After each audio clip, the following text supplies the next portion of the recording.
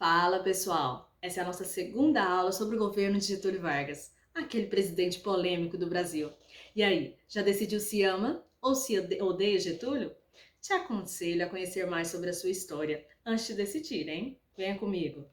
Vimos na aula anterior que, a princípio, Getúlio Vargas não foi eleito como presidente do Brasil pelo povo, que ele assumiu o governo provisoriamente após a Revolução de 1930 e que ele enfrentou uma grande resistência paulista, estes que fizeram a Revolução Constitucionalista de 1932, mas que foram derrotados pelo governo. Vimos ainda que, apesar de vencer a batalha contra os rebeldes, Getúlio fez a vontade deles convocando uma Assembleia Constituinte, que aprovou a nova Constituição Brasileira em 1934. Nesse mesmo ano, houve uma eleição indireta na qual Getúlio foi eleito e assumiu constitucionalmente a presidência. Porém, tudo isso não foi o suficiente para eliminar os inimigos do governo. Vamos então conhecer mais sobre o governo constitucional de Vargas e logo em seguida a ditadura instituída por ele. O governo constitucional de Getúlio foi de 1934 a 1937.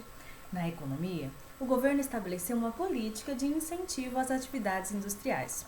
Para que isso acontecesse, ele abriu linhas de crédito para a instalação de novas indústrias e também estimulou a criação de conselhos, companhias e fundações para debater e controlar a produção industrial. Na educação, também mereceu cuidados do governo. Em suas metas educacionais, o Estado privilegiou os níveis de ensino superior e secundário. O ensino religioso nas escolas privadas e públicas foi incentivado, bem como o ensino diferenciado para meninos e meninas, que, segundo o governo, desempenhavam papéis diferentes na sociedade. Isso significa que as meninas aprendiam uma coisa e os meninos aprendiam outra coisa. O novo governo estabeleceu ainda o ensino primário público, gratuito e de frequência obrigatória. Já na política, o governo de Vargas foi marcado por forte instabilidade, com a ascensão de dois grupos políticos adversários entre si e contrários ao governo. De um lado estava a Ação Integralista Brasileira, a AIB, e do outro, a Aliança Nacional Libertadora, a ANL. Os integralistas. Os integralistas foram liderados pelo escritor Plínio Salgado. Ele seguia os princípios do fascismo, aquele de Benito Mussolini, que se juntou a Hitler na Segunda Guerra Mundial. Em 1932, os integralistas fundaram a Ação Integralista Brasileira, a AIB. Eles eram muito tradicionais. Eles tinham um lema que era Deus, Pátria e Família. Eles tinham um símbolo que os representava, o sigma, que significa soma. Eles usavam a cor verde como representação do partido, por isso ficaram conhecidos como camisas verdes. E eles tinham até uma saudação, como os nazistas, só que aqui era Anauê, de inspiração indígena e queria dizer mais ou menos, você é meu irmão. Eles eram ultranacionalistas, ou seja, defendiam o Brasil a qualquer custo. Defendiam um governo autoritário, dirigido por um chefe e um partido. Sendo assim, eles acreditavam no unipartidarismo, ou seja, a existência de um único partido. Defendiam até a censura aos meios de comunicação. Assim como os fascistas, os integralistas também faziam uso da violência contra os adversários políticos, especialmente contra os comunistas. Festival de ódio, né? Eles combatiam também o liberalismo. A AIB conseguiu o apoio de muitas pessoas da classe média das grandes cidades brasileiras, do empresariado e até de membros das Forças Armadas. A AIB chegou a possuir mais de 100 mil filiados e mais de 1.000 núcleos espalhados pelo país. Os aliancistas. Como oposição aos integralistas, fundou-se no Brasil, em 1935, a Aliança Nacional Libertadora, a ANL, uma frente popular liderada pelos comunistas, chefiados por Luiz Carlos Prestes. Era uma aliança de esquerda, reunindo comunistas, socialistas, democratas e simpatizantes de esquerda em geral. Seu lema era Pão, Terra e Liberdade. Os principais pontos do programa da ANL eram o não pagamento da dívida externa brasileira, a nacionalização das empresas estrangeiras, a reforma agrária, a formação de um governo popular e respeito às liberdades individuais, como direito à greve, imprensa livre, etc. Getúlio Vargas estava no meio desses dois grupos políticos opostos. Então, ele procurou se fortalecer para enfrentar essa situação. Primeiro, ele garantiu que os militares estariam do seu lado. Em 1933, dos 36 dos 40 generais que ele tinha na ativa, tinham sido indicados por ele ao cargo.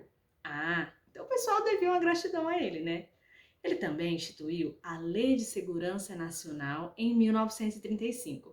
Sempre funciona assim, né?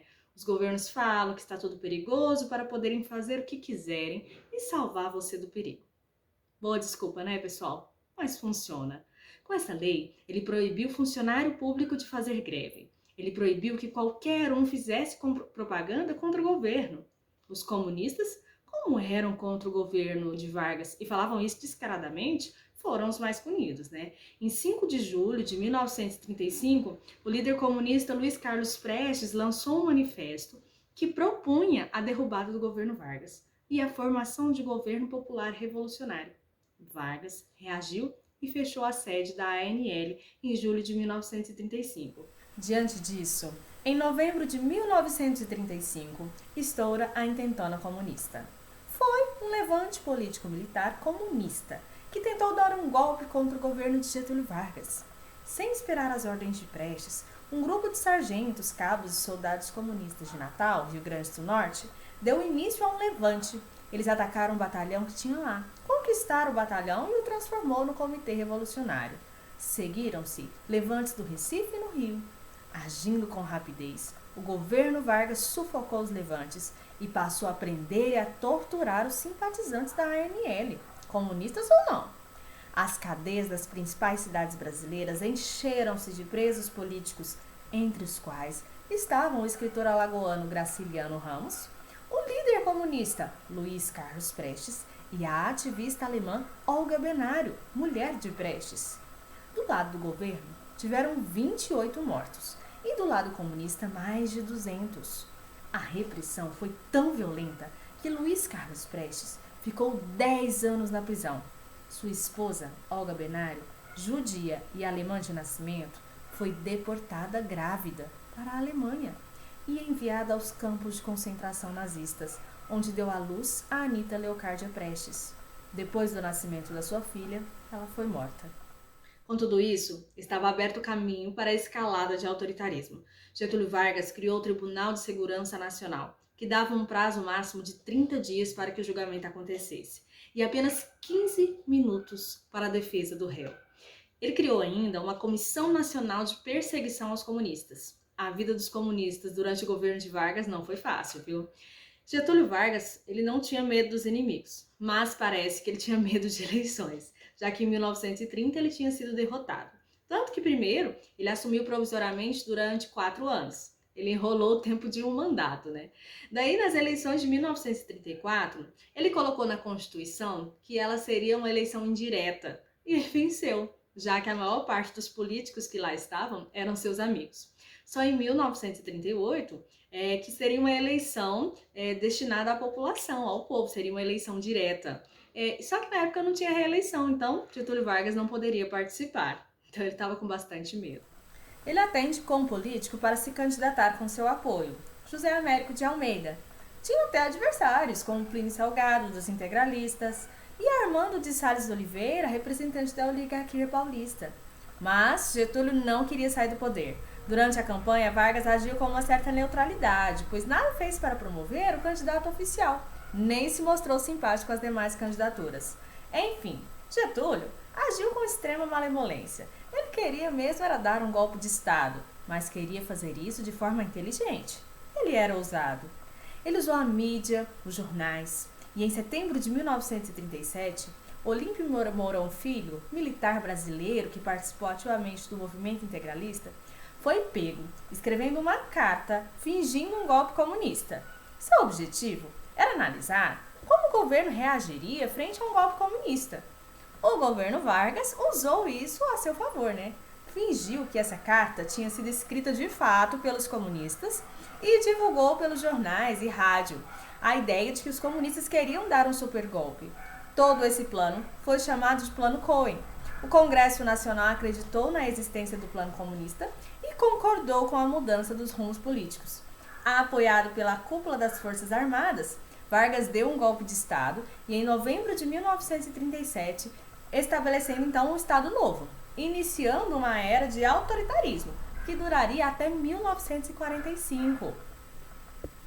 Aqui, nós vamos agora analisar esses conhecidos quadrinhos feitos pelo caricaturista Benedito Carneiro Bastos Barreto, que é conhecido como Belmonte.